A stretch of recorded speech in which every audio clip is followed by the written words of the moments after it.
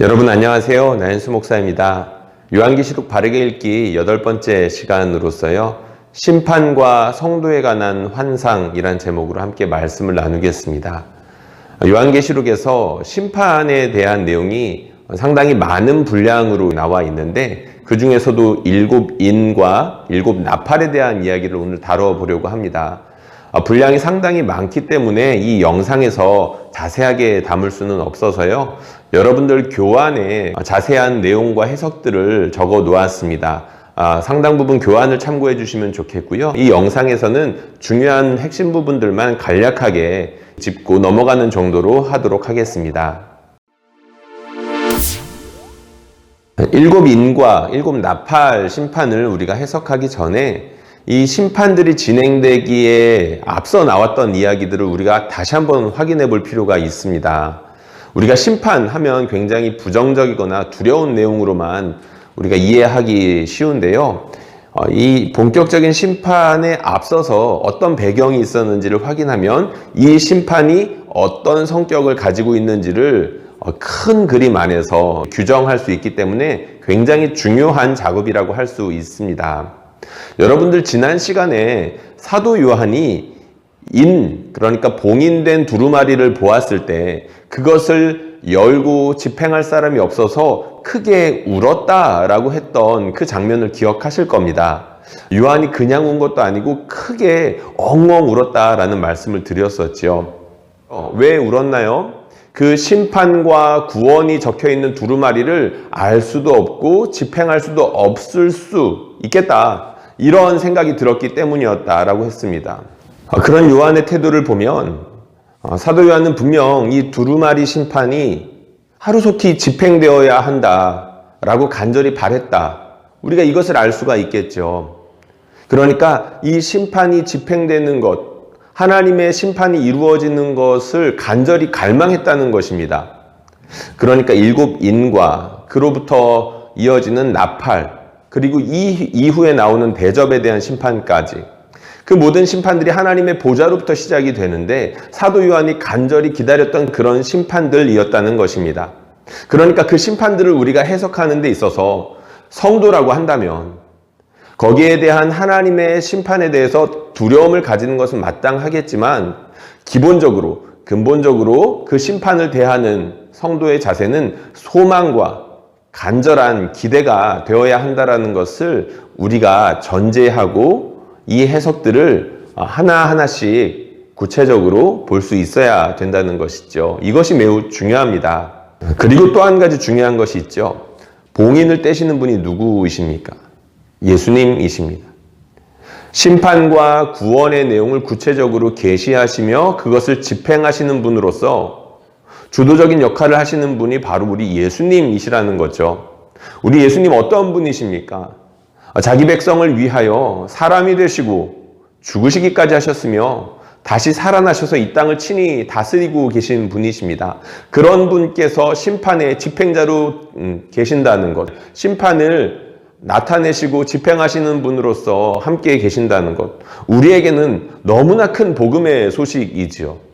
그러니까 심판을 바라보는 입장에 있어서 두려운 마음을 가지는 것은 굉장히 중요하지만 기본적인 자세는 소망과 기대감, 그리고 기다림, 기쁨, 평안, 이러한 긍정적인 정서가 이 심판을 바라보는 데 있어서 기본이 된다라는 것을 우리는 잊지 말아야 되겠습니다. 그리고 이 7개의 인과 7개의 나팔, 그리고 조금 뒤에 나오는 7개의 대접 심판이 워낙 분량이 많기 때문에 이거 너무나도 어렵고 그리고 거기에 나오는 환상들이 기괴스럽기까지 하기 때문에 이것을 어떻게 이해해야 하지? 이렇게 궁금증이 생기는 것은 자연스러울 수 있는데요. 그런데 이 심판들을 자세히 보면 여러 가지 공통점들이 있습니다. 이것들에 대해서 우리가 하나하나 해석을 해 나가려고 하면 굉장히 많은 시간이 필요하겠지만 일단 이 심판들이 가지고 있는 공통점들을 우리가 짚고 넘어간다면 큰 틀에서 이런 심판, 그러니까 인심판과 나팔심판 그리고 대접심판이 이러한 뜻, 그리고 이러한 해석의 방향을 나타내는구나 라고 우리가 알 수 있는데요. 여러분들 교환에 적어 놓았지요. 몇 가지 공통점이 있습니다. 하나는 시간 순서가 아니라는 점을 우리가 기억해야 됩니다. 많은 세대주의적인 해설을 하시는 분들이 실수하는 부분이 바로 이건데요. 성경을 시간적인 순서로만 해석을 하는 겁니다. 시간적인 순서로 해석을 하다 보면 중간중간에 부딪히는 부분들도 많게 되고 내용이 억지스러워지거나 극단적으로 흐르게 되는 경우들이 많습니다. 특히 요한계시록의 경우에는 환상들이 많이 나타났죠. 하늘의 환상이라는 것을 우리가 생각해 보면 기본적으로 시공간을 초월하는 영역이라고 우리가 할 수 있을 겁니다. 그러니까 요한이 보았던 환상들이 시간 순서대로 집행된다라는 근거는 빈약하다는 거죠. 그리고 또 중요한 공통점이 있습니다. 바로 7번이라는 점인데요. 7이라는 숫자는 거의 대부분 하나님께 이렇게 사용되는 것을 우리가 알 수 있습니다. 실제로 이 심판들이 하나님으로부터 시작이 되고 예수님께서 집행하시는 것을 우리가 알 수 있는데 이 7이라는 숫자를 통해서 이 심판이 하나님으로부터 비롯되었으며 이 심판이 완벽하게 집행이 될 것이라는 것을 보여주고 있습니다. 그리고 하나 흥미로운 것이 이 7인, 7나팔, 7대접으로 가면 갈수록 비슷한 이야기들이 반복이 되는 것 같지만 완전히 똑같은 이야기는 아니고요. 비슷한 심판이지만 강도가 점점 센 그런 방식으로 진행이 되는 것을 알 수가 있습니다. 그리고 나팔 심판과 이후에 나올 대접 심판이 가지고 있는 공통점인데요. 이건 매우 중요한 공통점입니다. 무엇이냐면 이 심판들이 출애굽 이미지를 사용하고 있다는 점입니다. 물론 완벽하게 똑같이 출애굽 이미지를 사용하는 것은 아니지만 그 출애굽에 나오는 10가지 재앙이 반복해서 나오는 것, 이것 자체가 의미하는 바가 매우 크겠죠. 어떤 의미를 가지고 있을까요? 여러분, 출애굽 당시에 10가지 재앙이 누구에게 부어졌는지를 한번 생각해 보면 이 요한계시록에 나오는 나팔 심판과 대접 심판이 성도들을 향하기보다는 믿지 않는 사람들, 회개하지 않는 사람들, 특별히 회개하지 않고 끊임없이 우상 숭배하며 하나님을 대적하는 사람들을 향하고 있다는 것을 금방 알아차릴 수가 있습니다. 이 심판들이 성도들을 경계하고 경고하는 역할도 하고 있지만 근본적으로 이 심판은 하나님을 대적하는 무리들을 향하고 있다라는 것이죠. 이렇게 심판을 해석하기 위한 몇 가지 공통점과 전제들을 살펴보았는데요. 이 정도만 우리가 살펴보더라도 인심판, 나팔심판, 대접심판이 하나님께서 성도들을 위하는 것이기도 하며 하나님의 영광을 온 세상 가운데 드러내시기 위한 중요한 방법으로 쓰이고 있는 것이구나 우리가 짐작해 볼 수 있을 것입니다.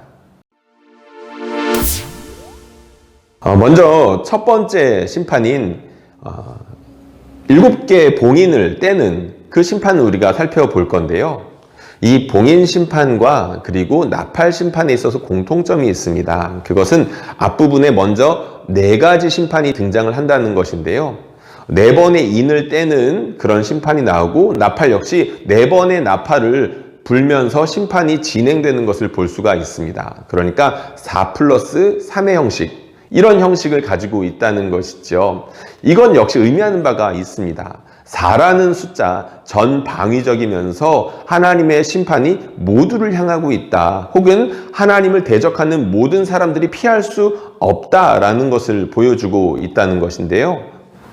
먼저 여러분들 교환에 나와 있는 것처럼 7인을 떼는 심판에서도 그것을 잘 보여줍니다. 첫 번째부터 4번째까지 인을 예수님께서 하나씩 떼십니다. 그때 무엇이 등장하나요? 4생물이 등장합니다. 하나님의 보좌 주변에서 찬양했던 모든 피조물을 대표했던 그 4생물들이 등장을 하죠. 이 4생물들이 등장하는 것 자체만 보더라도 하나님의 심판을 벗어날 수 있는 그 어떤 피조물도 없는 것이구나 라는 것을 우리가 짐작해 볼 수 있겠죠. 그리고 4가지 말이 등장합니다. 이 4가지 말 역시 구약의 배경을 두고 있는데 특별히 스가랴서에 있는 그런 환상들을 많이 차용을 하고 있습니다. 이 네 가지 말이 등장할 때마다 끔찍한 일들이 일어나죠. 자세한 내용들은 여러분들 교환에 적어 놓았습니다. 대략 이런 내용들인데요. 이 말들이 등장을 할 때마다 전쟁과 기근과 전염병 등이 생기면서 수많은 사람들이 다치거나 죽게 되는 끔찍한 일들이 나타납니다. 여기서 우리가 알 수 있는 또 중요한 사실이 있죠. 전쟁과 기근, 전염병, 그리고 수많은 사람들이 여러 재난으로 죽게 되는 일들. 시간적인 순서로 우리가 이것을 이해할 수 있을까요? 그렇게 쉽지 않습니다. 왜냐하면 이러한 일들은 인류 역사 가운데 계속해서 있어 왔던 것이기 때문이죠. 지금만 하더라도 그렇습니다. 너무나도 안타까운 일이지만 러시아가 우크라이나를 침공하여서 여전히 수많은 사람들이 죽고 있고 죽이고 있고 그러한 일들이 일어나고 있죠. 다른 많은 지역들에서 또한 그러합니다. 전염병은 또 어떻습니까? 100년 만에 가장 큰 전염병이라고 할 수 있는 이 코로나 사태로 벌써 2년, 3년째 지속이 되는 가운데 수많은 사람들이 감염되었고 또한 수많은 사람들이 목숨을 달리했죠.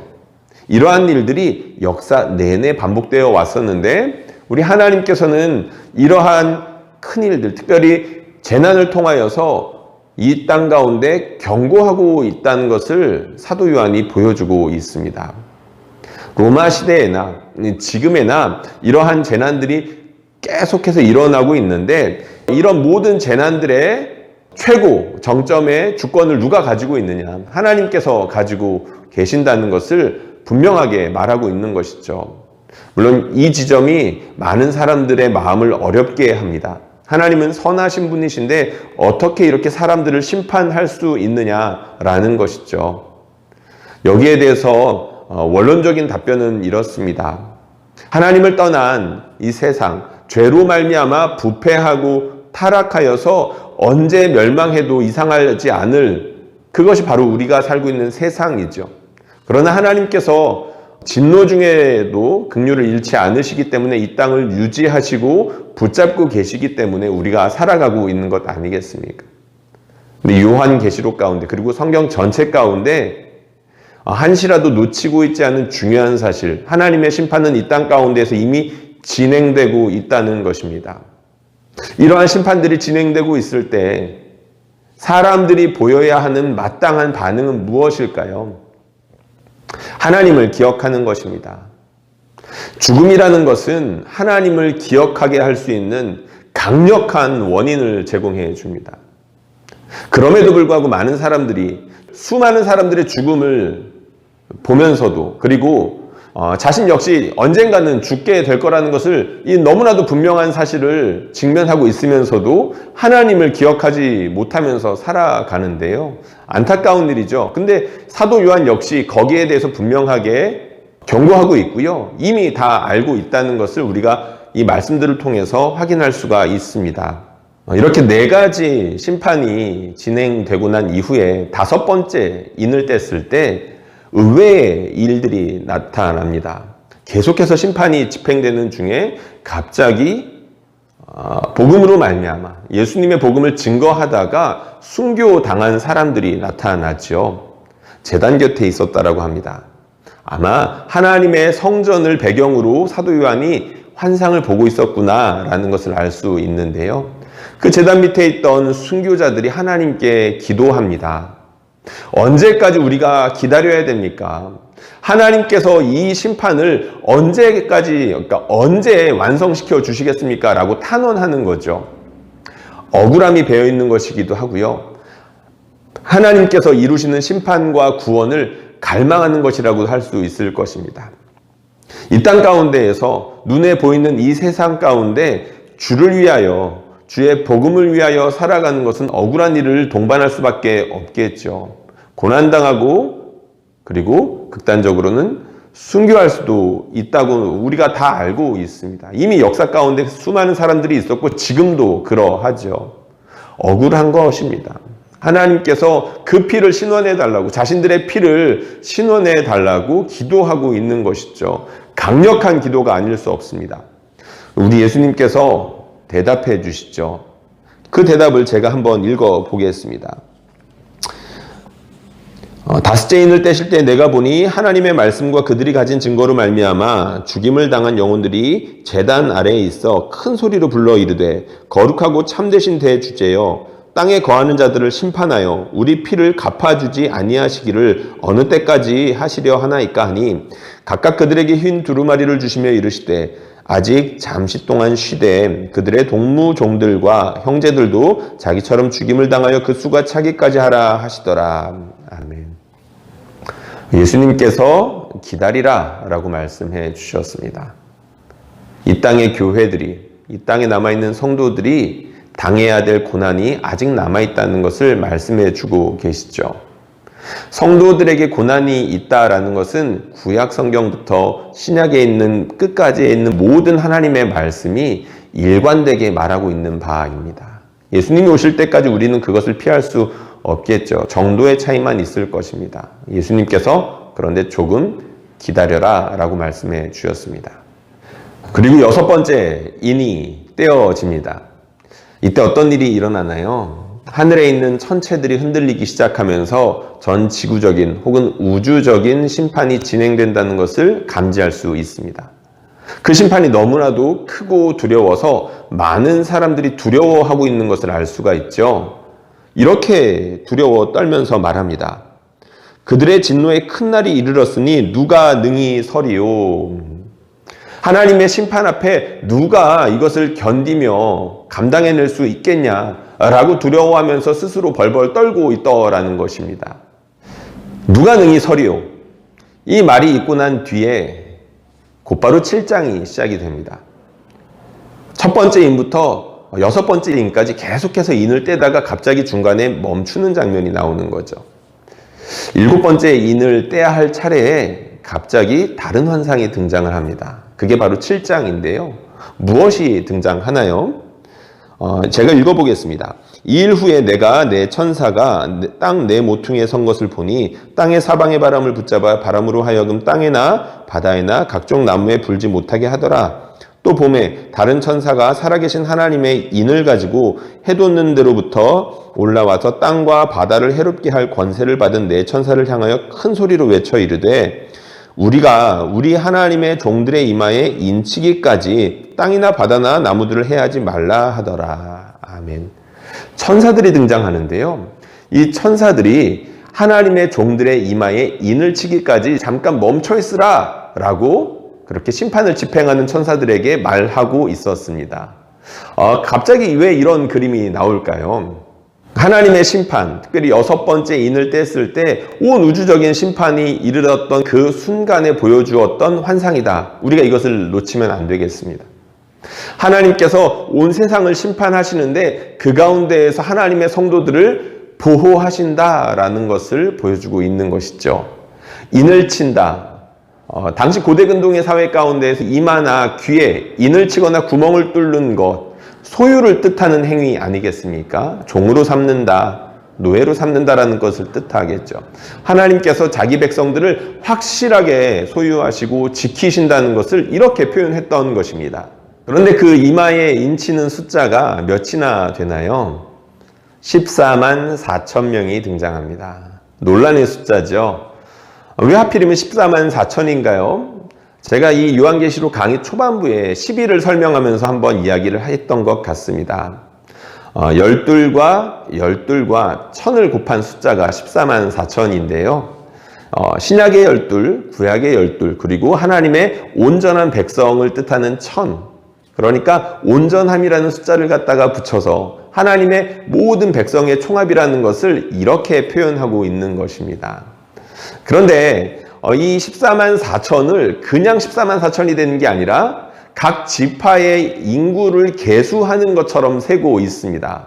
유다 지파에선 1만 2천 명, 각각의 어느 지파에서 1만 2천 명씩 해가지고 다 더했더니 14만 4천이다. 계수하고 있는 거죠. 왜 그런 표현을 하고 있을까요? 여러분들 구약 성경에서 인구를 계수할 때 언제 그런 일들을 했었나요? 전쟁을 앞두고 혹은 전쟁을 위해서 자기들이 사용할 수 있는 군인들의 숫자가 얼마나 되는지 이것을 파악하기 위해서 숫자를 셌었습니다. 14만 4천이다. 각 지파에 1만 2천 명씩이다. 바로 하나님의 백성이 어떤 성격을 가지고 있는지를 이런 표현을 통해서 보여주고 있는 것입니다. 바로 영적인 전쟁을 감당하고 있는 하나님의 군대라는 것이죠. 14만 4천이라는 숫자, 하나님의 모든 백성의 총합이라는 것을 숫자로 표현했을 뿐만 아니라 이 숫자를 통해서 하나님의 백성은 하나님의 전쟁을 감당하고 있는 이 땅의 군사들이다라는 것을 보여주고 있다는 것이죠. 흥미롭게도 14만 4천이라는 것을 인구 계수하는 방식으로 이스라엘의 각 지파들을 숫자로 세는 것뿐만 아니라 또 다른 방식으로 그 숫자를 다르게 표현하는 내용이 등장합니다. 제가 읽어보겠습니다. 2일 후에 내가 보니 각 나라와 족속과 백성과 방언에서 아무도 능히 셀 수 없는 큰 무리가 나와 흰 옷을 입고 손에 종려가지를 들고 보좌 앞과 어린 양 앞에 서서 큰 소리로 외쳐 이르되 구원하심이 보좌에 앉으신 우리 하나님과 어린 양에게 있도다 하니 아멘. 하나님의 백성이 이스라엘 각각의 지파에만 속한 것이 아니라 그 사람들을 모든 족속과 방언 가운데 구원받은 모든 사람들로 다시 한번 표현하고 있습니다. 하나님의 구원이 유대인에게만 국한될 수 없다는 것을 잘 보여주는 것이죠. 누구라도 셀 수 없는 능히 큰 무리가 손에 종려가지를 들고 있습니다. 승리했다는 것이고 하나님을 높이고 있다는 것이겠죠. 하나님 때문에, 우리 주 예수 그리스도 때문에 승리를 얻은, 이 땅 가운데서 구원함을 얻은 사람들이 유대인에게만 속해 있는 것이 아니라 모든 전 세계의 열방을 포함하고 있다는 겁니다. 저도 그리고 여러분들도 거기에 포함이 되어 있기를 간절히 바라고요. 하나님께 어떻게 찬양하고 있습니까? 우리가 너무나도 잘 알고 있는 찬양이기도 하죠. 바로 이 가사입니다. 구원하심이 보좌에 앉으신 우리 하나님과 어린 양에게 있도다. 아멘.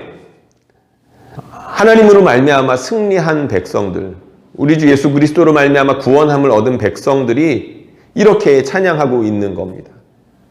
하나님의 온 심판이 온 세상을 향하고 있는 그 찰나의 순간에 하나님의 영적인 전쟁을 감당하는 하나님의 백성들, 그들이 하나님 앞에서 아주 놀라운 모습으로 찬양하고 있다는 것을 사도 요한이 환상으로 보고 있었던 것이죠.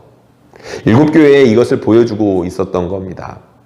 환난 가운데 있었던, 그리고 핍박 가운데 있었던 교회와 성도들, 하나님께서 반드시 하나님의 대적들과 너희를 핍박하는 사람들을 반드시 하나님께서 심판하실 것이고, 이 세상 가운데에서 하나님께 회개하지 않으며 끊임없이 악을 행하는 사람들을 반드시 심판하시되 그 가운데 하나님이 너희를 지키실 것이고 끝까지 보살펴 주실 것이라는 것을 표현하고 있는 것이죠. 마지막 절에 어떻게 나와 있나요?